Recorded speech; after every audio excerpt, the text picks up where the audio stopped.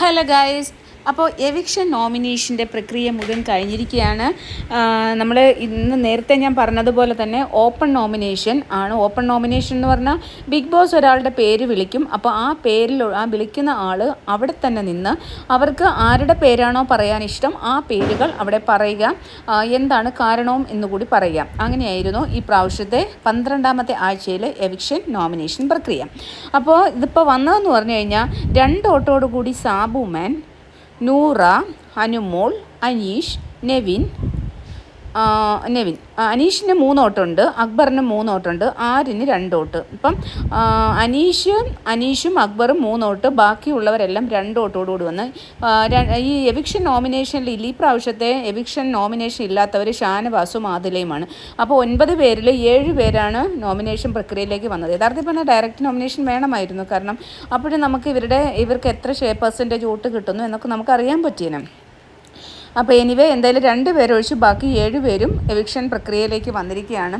അപ്പോൾ എവിക്ഷൻ പ്രക്രിയ കഴിഞ്ഞതിന് ശേഷം അതുമായിട്ട് ബന്ധപ്പെട്ട് വഴക്ക് നടക്കുന്നുണ്ട്.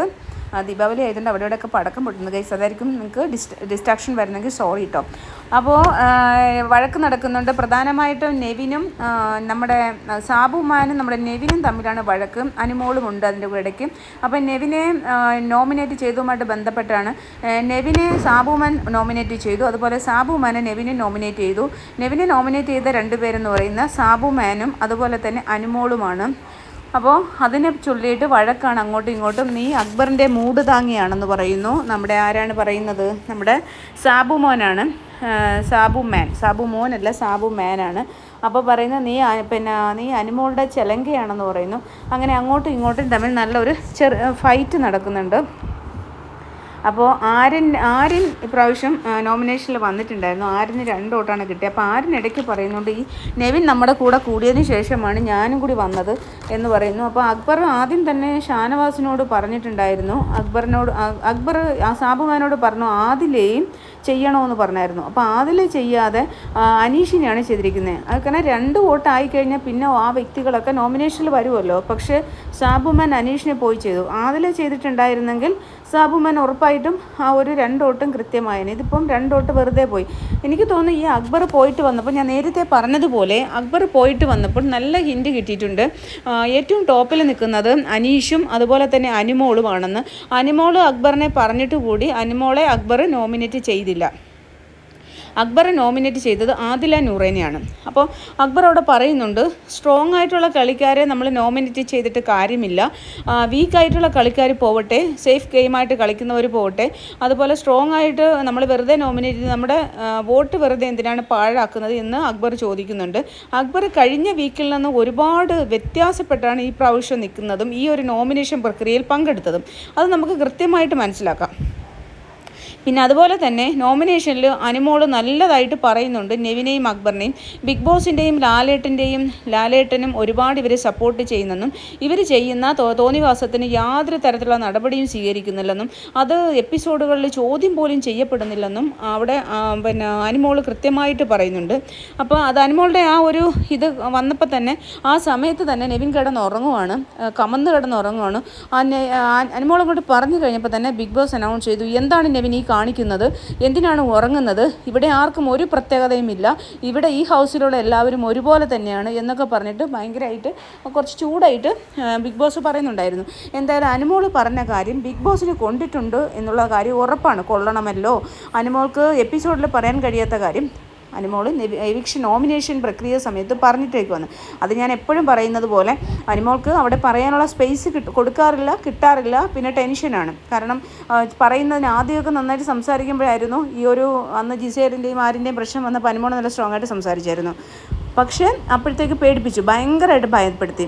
നാണമുണ്ടോ എന്നൊക്കെ ചോദിക്കുമ്പോഴത്തേക്ക് നമ്മൾ പബ്ലിക്കിലല്ലേ, അപ്പോൾ അത് തീർച്ചയായിട്ടും ഇനി അങ്ങനെ ഒരു പ്രശ്നം ഉണ്ടാക്കണ്ടെന്ന് കരുതിയാണ് ഈ പറയാൻ വരുന്നത് വിഴുങ്ങുകയാണ് ചെയ്യുന്നത്.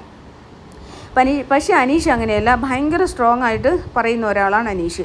അനീഷ് കൃത്യമായിട്ടുള്ള മറുപടി പറയുന്നത് കൊണ്ട് അനീഷിനെ ഒരുപാടിട്ടങ്ങ് പിന്നെ ലാലേട്ടനും ഒരുപാടിട്ട് റാഗ് ചെയ്യാൻ പറ്റത്തില്ല. കൃത്യമായ മറുപടി കൊടുക്കുന്നുണ്ട്. എന്തുകൊണ്ടാണ് ഞാൻ ഇങ്ങനെ പറഞ്ഞതെന്നും അതുപോലെ തന്നെ ഓരോ കാര്യങ്ങൾ പറയുമ്പോഴും അതിന് കൃത്യമായ മറുപടി അവരുടെ തന്നെ വായടപ്പിക്കുന്നുണ്ട്. അതുകൊണ്ട് തന്നെയാണ് അനീഷിനോട് ഒരുപാട് അവർക്കങ്ങ് കയറാൻ പറ്റാത്തത് തലയിലോട്ട്. പക്ഷേ ഇതുപോലുള്ള ജയിലിൽ ഐശ്വര്യം, അനീഷാണ് ജയിലിൻ്റെ ഐശ്വര്യം എന്നൊക്കെ പറഞ്ഞ് എഴുതി വെച്ച് അപമാനിക്കാൻ പറ്റും. അതൊരു വേറൊരു സൈഡിൽ. പക്ഷേ അല്ലാതെ അനീഷ് നല്ല ചുട്ട മറുപടി കൊടുക്കുന്നുണ്ട്. പിന്നെ എന്താണ്, അപ്പോൾ ഈ എവിക്ഷനാണ്. പിന്നെ അത് കഴിഞ്ഞുള്ള സംസാര കാര്യം നടക്കുന്നുണ്ട്.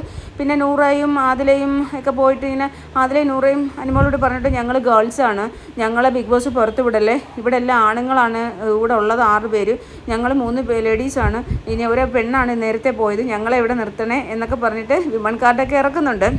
അതൊക്കെ എത്രത്തോളം കൃത്യമാവുമെന്ന് എനിക്കറിയില്ല. പക്ഷേ എൻ്റെ ഒരു അഭിപ്രായത്തിൽ ഈ ഒരു എവിക്ഷൻ നോമിനേഷനിൽ ഒരു മിഡ് വീക്ക് എവിക്ഷനും ഉണ്ടാവണം, ഒരല്ലാതെ എവിക്ഷൻ ഉണ്ടാവണം. കാരണം 13ാമത്തെ ആഴ്ചയിലേക്ക് 7 പേരുടെ ആവശ്യമുള്ളൂ. അപ്പോൾ ഈ 2 എവിക്ഷൻ ഉണ്ടാവണം. അതിലൊരു മിഡ് വീക്ക് ആയിരിക്കണം, ഒരെണ്ണം അല്ലാതെ ആയിരിക്കണം. മിഡ് വീക്ക് എവിക്ഷനിൽ ഒന്നിൽ നൂറ പോകണം, അല്ലെങ്കിൽ നെവിൻ പോകണം. അല്ലാത്ത എവിക്ഷനിൽ പോകേണ്ടതെന്ന് പറഞ്ഞു കഴിഞ്ഞാൽ പിന്നെ ഒന്നിലും മിഡ് വീക്ക് എവിക്ഷനിൽ നൂറ പോകണം. നൂറയും നെവിനും ആരെങ്കിലും ഒരാൾ ഉറപ്പായിട്ടും പുറത്ത് പോകണം മിഡ് വീക്കിൽ. ഞാൻ പറയുന്നത് നൂറയാണ് ഞാൻ പറയത്തുള്ളൂ. മിഡ് വീക്ക് എവിക്ഷനിൽ നൂറ പുറത്ത് പോകണം. അത് കഴിഞ്ഞിട്ട് അല്ലാത്ത എവിക്ഷനിൽ പിന്നെ നെവിൻ പോകണം, അല്ലെങ്കിൽ തിരിച്ചു ആവാം. മിഡ് വീക്ക് എവിക്ഷനിൽ നെവിൻ പോകണം, അല്ലാതെ എവിക്ഷനിൽ നൂറ പോകണം. ഇവർ രണ്ടുപേരും പുറത്ത് പോകണം. കാരണം ഇവർ രണ്ടുപേരും സേഫ് ഗെയിമേഴ്സാണ്. പിന്നെ സാബുമാൻ ഇപ്പോൾ കളിക്കുന്നുണ്ട്. സാബുമാൻ ഒരു സേഫ് ഗെയിമർ ആണോ എന്ന് ചോദിച്ചാൽ ഇപ്പോൾ സാബുമാൻ നന്നായിട്ട് കളിക്കുന്നുണ്ട്, നല്ലതായിട്ട് സംസാരിക്കുന്നുണ്ട്, അത്യാവശ്യം കുഴപ്പമില്ലാതെ സംസാരിക്കുന്നുണ്ട്. പിന്നെ ഈ കട്ടയായിട്ട് ഇപ്പോൾ അനീഷിനെ ആയാലും ആരെയായാലും മുഖത്ത് നോക്കി പറയാൻ, കാരണം ആരെയും നോമിനേറ്റ് ചെയ്യാനായിട്ടൊരു ഭയമോ, മനീഷേട്ടനെ പോലെ ഇപ്പോൾ അനീഷേട്ടനെ തന്നെ ഇപ്പോൾ നോമിനേറ്റ് ചെയ്ത് ആരുടെയും മുഖത്ത് നോക്കി പറയാനൊരു ഭയമൊന്നുമുള്ള വ്യക്തിയല്ല. പറയാനുള്ള കാര്യങ്ങൾ കൃത്യമായിട്ട് പറയുന്നുണ്ട്. അപ്പോൾ അതുകൊണ്ട് തന്നെ പിന്നെ കുറച്ച് ഒരു കള്ളത്തരമൊക്കെ ഉണ്ട്. പക്ഷേ എന്നാൽ പോലും തമ്മിൽ ഭേദം തൊമ്മൻ എന്ന രീതിയിൽ സാബുമാൻ ഇവർ രണ്ടുപേരെയും കാട്ടി ഗെയിം നന്നായിട്ട് കുഴപ്പമില്ലാതെ കളിച്ചു പോകുന്ന ആൾക്കാരാണ്. അപ്പോൾ ഈ ഒരു അലിഗേഷൻ കൂടി വന്നതുകൊണ്ട് തന്നെ നെവിനെതിരെയും അക്ബറിനെതിരെയൊക്കെയുള്ള ഇത്രയും വലിയ അലിഗേഷൻസ് ഉണ്ടായത് തന്നെ നെവിനെ മിഡ് വീക്കിൽ പുറത്ത് കളയണം എന്നുള്ളത് തന്നെയാണ്. വീക്ക് അവസാനമാകുമ്പോൾ നൂറയും പോകണം. അപ്പോൾ 13ാമത്തെ വീക്ക് കുറച്ചും കൂടി നല്ലതാവും. കാരണം നൂറ നിൽക്കുമ്പോൾ അതിലേക്ക് കളിക്കാൻ പറ്റുന്നില്ല. അതിലെ കുറച്ചുകൂടി കളിക്കുമെന്ന് തോന്നി. ഇപ്പോൾ 2 പേരും കണക്കാണ്, അത് വേറൊരു സത്യം. പക്ഷേ തമ്മിൽ ഭേദം തൊമ്മൻ എന്ന് ഞാൻ നേരത്തെ പറഞ്ഞ പോലെ ഇവരുടെ ആദിലയുടെയും നൂറയുടെയും കാര്യത്തിൽ അത് തന്നെയാണ്. ഈ ലേഡീസ് 3 പേരും യഥാർത്ഥത്തിൽ പറഞ്ഞാൽ സ്ട്രോങ് അല്ല. അനിമോളായിരുന്നു കുറച്ച് സ്ട്രോങ്. ഇവരുടെ കൂടി അനിമോളുടെ ആ ഒരു ശക്തി പോയി. അനിമോളും ഇപ്പം കുറച്ച് നെവിനുമായിട്ട് കുറച്ച് കാര്യങ്ങളൊക്കെ സംസാരിക്കുന്നുണ്ട്, വഴക്കിടുന്നുണ്ട്. പക്ഷേ എല്ലാ കാര്യത്തിനും തിരിച്ചു പറയാനായിട്ട് അനിമോൾക്കും പറ്റുന്നില്ല. അപ്പോൾ ആ 3 ഗേൾസും സ്ട്രോങ് അല്ല. എൻ്റെ അഭിപ്രായത്തിൽ 3 പേരും സ്ട്രോങ് അല്ല. മര്യാദയ്ക്ക് സ്ട്രോങ് ആയിട്ട് അനിമോൾ നന്നായിട്ട് ഒറ്റയ്ക്ക് കളിച്ചിരുന്നെങ്കിൽ അനിമോൾ ഭയങ്കര ഡബിൾ സ്ട്രോങ് ആയതിനെ. പക്ഷേ അനിമോൾ ഒറ്റയ്ക്ക് കളിക്കുന്നില്ല. ഈ ഒരു ലെസ്ബിയൻ ഗേൾസിൻ്റെ കൂടെയാണ് നടക്കുന്നത്. അതുകൊണ്ടാണ് അനിമോളുടെ ആ ഒരു കളി കറക്റ്റായിട്ട് പുറത്തേക്ക് വരാത്തത്. ഒറ്റയ്ക്കായിരുന്നെങ്കിൽ നല്ല അടിപൊളിയായിട്ട് കളിച്ചുകൊണ്ടിരുന്നതാണ് ഗെയിമറാണ് അനിമോൾ. അപ്പോൾ ഇപ്പോൾ എന്തായാലും നോമിനേഷനിൽ നമ്മൾ അവസാനം ഒന്നുകൂടി പറയാം. നോമിനേഷനിലേക്ക് വന്നിരിക്കുന്ന അനീഷ്, അനിമോൾ, അക്ബർ, അതുപോലെ തന്നെ സാബുമാൻ, നൂറ, നെവിൻ, ആര്യൻ, ഇത്രയും പേരാണ് 7 പേരാണ് ഈ പ്രാവശ്യത്തെ എവിക്ഷൻ നോമിനേഷനിലുള്ളത്. നമുക്ക് ആരാണ് പുറത്ത് പോകുന്നത്, ആരാണ് ഇനി ഉണ്ടാവുന്നത്, 13ാമത്തെ വീക്കിലേക്ക് ആരൊക്കെ ഉണ്ടാവും എന്നൊക്കെ നോക്കാം. എന്തായാലും ഒരു മിഡ് വീക്ക് എവിക്ഷൻ ഉണ്ടാവും എന്ന് ലാലേട്ടൻ പറയാതെ പറയുന്നുണ്ടല്ലോ. അപ്പോൾ അതുകൊണ്ടൊരു മിഡ് വീക്ക് എവിക്ഷൻ ഉണ്ടാവാം. നെവിൻ പുറത്ത് പോവോ എന്നുള്ളത് നമുക്ക് കാത്തിരുന്ന് കാണാം. നെവിൻ അല്ലെങ്കിൽ അവർ സാബുമാനെ ആയിരിക്കും കളയുന്നത്. വോട്ടിൻ്റെ അടിസ്ഥാനത്തിൽ തന്നെ ആയിരിക്കും. എന്തായാലും സാബുമാനാണോ വോട്ട് കൂടുതൽ, നെവിനാണോ വോട്ട് കൂടുതൽ എന്നൊക്കെ നമുക്ക് അറിയാൻ പറ്റും. ഒരു തേഴ്സ്ഡേ ഒക്കെ ആയിരിക്കും, എനിക്കൊന്ന് ബുധനാഴ്ച. ഇപ്പോൾ ഇന്നിവിടെ അവിടെ സൺഡേ അല്ലേ, ഇന്നിപ്പോൾ ഇവിടെ മൺഡേ ആണെങ്കിൽ അവിടെ സൺഡേ ആണ്.